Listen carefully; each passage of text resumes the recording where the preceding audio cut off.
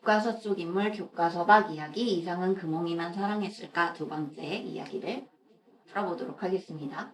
지난 시간에는 금홍이에 대해서 이야기를 했고 이번에는 금홍이랑 약간 시간이 겹치긴 하지만 금홍이 이후의 여성들이라고 볼 수 있는 순영이와 이미에 대해서 살펴볼게요. 순영이에 대한 얘기는 환식이라는 수필인지 소설인지 뭔가 약간 결정하기가 어려운 하나의 텍스트에 들어가 있는 이야기인데요. 이상이 금홍이랑 같이 살 때에 이 순영이와의 관계가 시작이 됩니다. 이상과 금홍이가 같이 부부 생활을 하다가 금홍이가 서울 생활에 지쳐서 첫 번째 가출을 하죠. 그렇게 첫 번째 가출을 했을 때 이상이 금홍이가 돌아올까 안 돌아올까를 이렇게 가늠을 하면서 혹시 돌아올지도 모르니까 그냥 기다려보자 라는 태도를 가지게 되는데요. 근데 이때 이상은 금홍아 제발 돌아와 제발 돌아와 이렇게 오매불망 기다리는 게 아니라 순영이라는 여성을 쫓아다닙니다. 네, 순영이는 이상이 자주 가던 카페에서 일을 하고 있던 여급이었는데 이상이 좋아해서 계속 추근덕거려요. 근데 순영이는 이상한테 아무런 관심이 없습니다. 그리고 이상한테 관심이 없다 보니까 그냥 이상을 두고 몇 달 동안 광주에 내려가 있게 돼요. 근데 그 기간 동안에도 이상은 순영이를 잊지 못해서 금홍이보다는 순영이를 잊지 못해서 계속 순영이 생각을 하는데 순영이가 그렇게 자리를 비운 동안에 아내였던 금홍이가 다시 돌아옵니다. 그리고 아내와 어쨌든 같이 다시 살게 되니까 순영이와의 관계는 끝이 나게 되죠. 근데 그러다가 아내가 두 번째로 완전히 집을 나가게 됩니다. 금홍이와 완전히 헤어지게 되고 나니까 이상은 다시 순영이를 쫓아다녀요. 근데 순영이가 카페에 한 군데에서 일한 게 아니라 여러 카페를 옮겨 다니면서 일을 했는데 그거에 따라서 이상이 자주 다니던 카페도 계속 바뀌었다고 해요. 근데 이때에는 이상 혼자만 순영이를 좋아한 게 아니라 송군이라는 이상의 친한 친구도 순영이를 좋아했어요.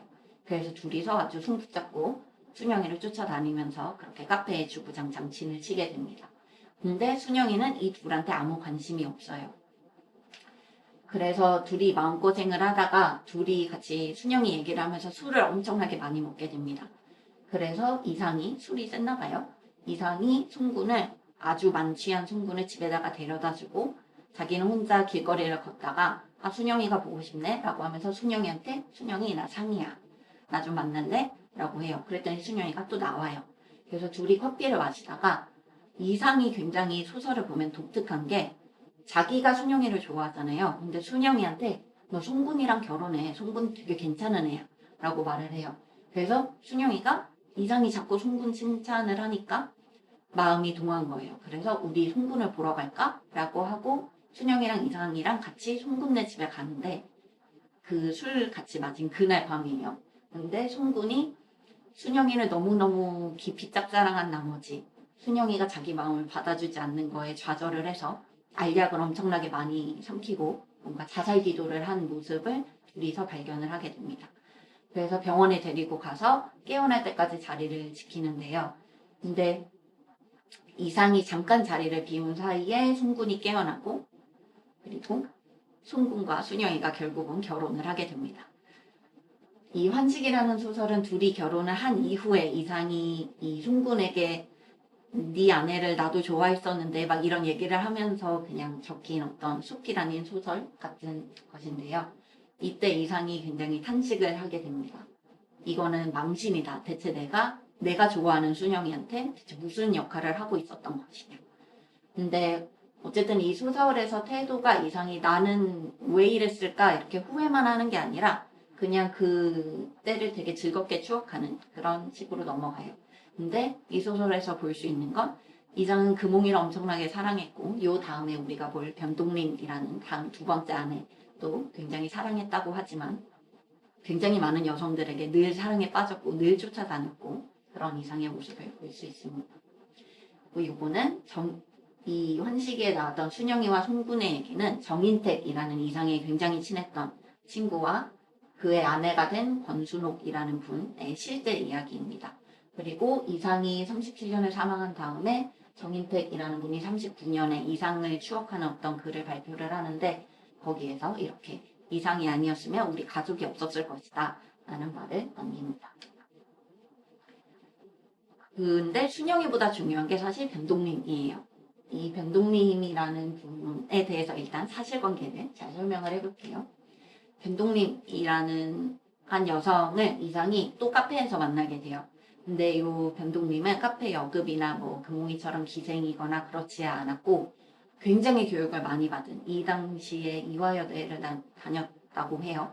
그러니까 정말 고등교육을 받고 있었고 그래서 너무 똑똑했고 그래서 이상이 원래 평소에 되게 독설처럼 아이러니, 역설 이런 거 막 어려운 수사법들을 섞어서 이상한 농담들을 하기를 즐겼는데 그 농담들을 주변 사람들이 잘 못 알아들어서 이상이 혼자 되게 고소해했다고 해요.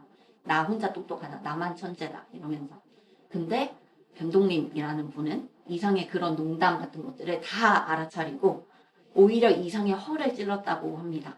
그래서 이상이 오히려 역으로 당황을 해서 막 횡설수설하게 되고 그거를 변동님은 굉장히 좋아하면서 지켜보고 그렇게 둘의 관계가 형성이 되었는데 그러다가 결국 36년 6월에 금홍이가 떠나고 한 1년 정도 지난 후에 변동님과 이상이 결혼을 하게 됩니다. 근데 이 결혼 생활이 3개월 정도밖에 가지를 못해요. 그러니까 결혼이 완전히 뭐 이혼을 하거나 끝난 것은 아니지만 6월에 결혼하고 10월에 이상이 혼자 변동님을 그냥 서울에 두고 혼자서 일본 동경으로 가게 됩니다. 그리고 그 이후로 한국에 조선에 다시 돌아오지 못하고 37년 4월 17일에 일본 동경에서 사랑을 하게 됩니다. 근데 요 36년, 37년 금홍이가 떠나고 변동님과의 관계가 계속되고 있던 요 시기에 이상이 수필시 소설을 굉장히 많이 발표를 하게 돼요. 그리고 우리가 알고 있는 대부분의 작품들은 요 시기의 작품들인데요. 이 시기 작품들을 한 두 가지 경향으로 나눠볼 수 있어요. 지주의 시, 날개 봉별기 이런 하나의 군과 동의 종생기 이런 군이 있는데 이 군을 나누는 기준은 여기에 나오는 여성 인물이 누구이냐에 따라서 약간 나뉩니다. 지주의 시, 날개 봉별기는 우리가 지난번에 금홍이 얘기할 때 다 다뤘던 텍스트들인데요. 이 소설들은 다 금홍이에 대한 얘기예요. 의심할 여지 없이 금홍이에 대한 이야기인데 동해 종생기라는 요 말년에 쓰인 작품들은 금홍이 얘기라고 보기에는 안 맞는 부분들이 많아요. 그래서 사람들이 이거의 주인공은 누구일까? 라고 궁금해하면서 그게 바로 변동님이 아닌가? 라고 추측을 했어요. 그래서 요 당시 그 소설이 처음 발표되었을 때도 이건 변동님 얘기다 라는 이야기들이 있었는데 39년에 이상이 생전에 발표하지 않았던 원고들이 추가로 발표가 되면서 그리고 이 네 개의 소설 혹은 수필을 연결하는 하나의 인물이 똑같은 성향을 가지고 있다라는 점에서 이 소설들, 이 후기의 소설들에서 그려지는 건 변동님이다라고 사람들이 추측을 하게 되는데 이 변동님이라는 분은 44년에 김환기라는 우리나라의 굉장히 유명한 작가예요. 지금은 돌아가셨지만 화가입니다. 이분이랑 결혼을 하게 돼요. 그리고 그때 이름을 김향안이라고 바꾸게 됩니다. 그래서 이렇게 김향안으로 살아가는 동안에는 이상에 대해서 단 한마디도 하질 않아요. 그러다가 70년대 언제쯤에 김환기 작가가 돌아가시고 그러고 나서 이 김향안이라는 이름으로 이상에 대한 글들을 발표를 하는데 근데 거기에서 이 김향안 혹은 변동님이라는 분이 일관되게 주장하는 것은 동해 종생기 실화 단발에 나오는 얘기는 나에 대한 얘기가 아니다. 이 인물은 내가 아니다. 라고 계속 주장을 하게 됩니다. 그래서 아직 여기에 나오는 인물이 변동님인지 아닌지는 여러분들이 많이 해석을 하고 있어요. 그래도 우린 재밌으니까 그 소설들을 좀 볼게요. 이 소설들에 일관되게 나오는 인물이 3명입니다. 이상이고요. 나. 그리고 그 4개의 소설들에서 이름이 다 다르게 불려요. 선, 임, 연, 정이라고. 이렇게 이름을 불리는 저는 연이라고 계속 지칭을 할게요. 연이가 있습니다. 그리고 세 번째 인물은 이따가 설명할게요.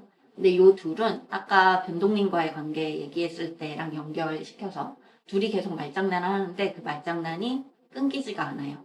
그리고 이상이 어떤 의도를 가지고 변동님이라고 확정하면 안 되겠죠.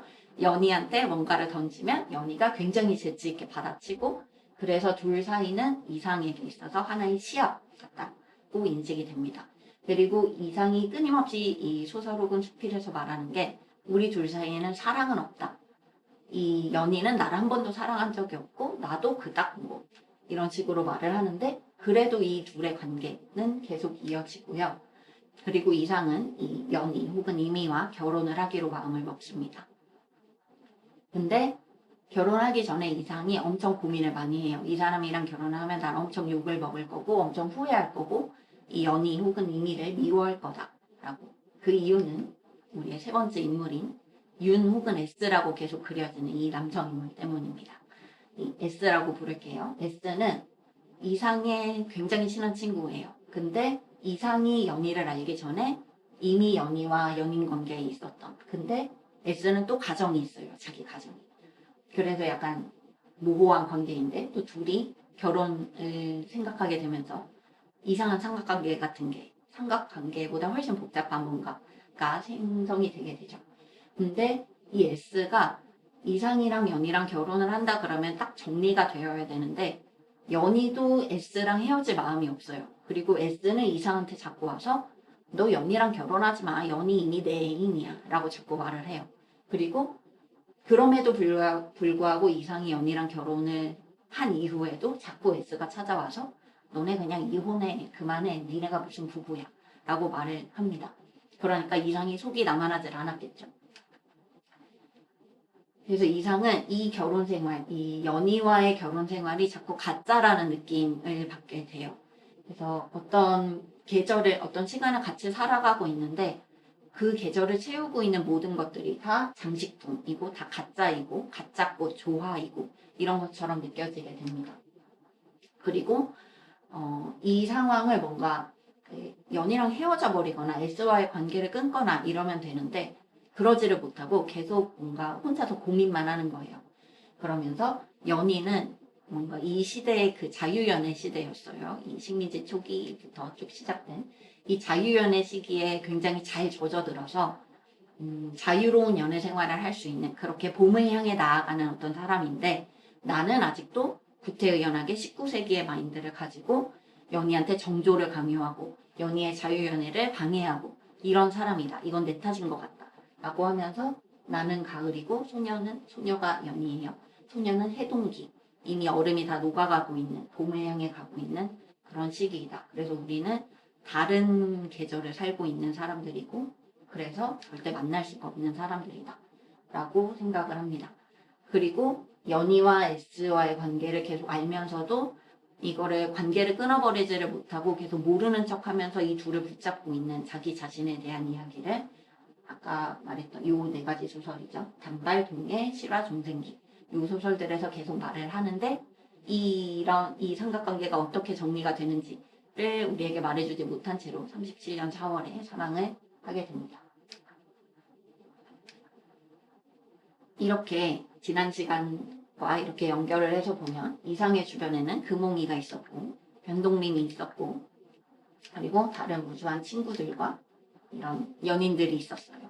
그리고 이 모든 연인들을 만나는 공간이 바로 카페였어요. 카페이거나 아니면 바이거나 이 공간에서 식민지 조선에서 이런 공간들 속에서 이런 인물들의 관계가 어떻게 구성이 되는지 이런 것들을 우리가 사실 이상의 이런 연애 이야기를 접할 때 제일 많이 취하는 태도가 되게 가십거리 다루듯이 취하게 되는데